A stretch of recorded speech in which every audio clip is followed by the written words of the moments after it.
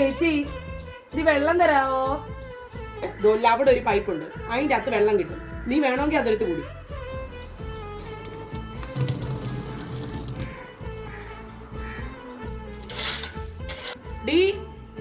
എന്താ ചേച്ചി?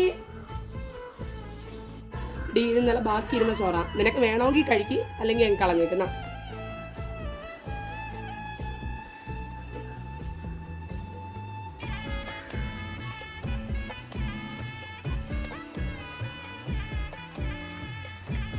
ചേച്ചി പണിയെല്ലാം കഴിഞ്ഞ് ഇത് ഞാൻ നിനക്ക് കുടിക്കാൻ തന്ന കഞ്ഞിയല്ലേ?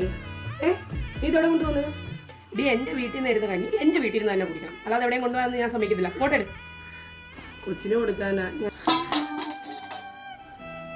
കൂലി ചേച്ചി.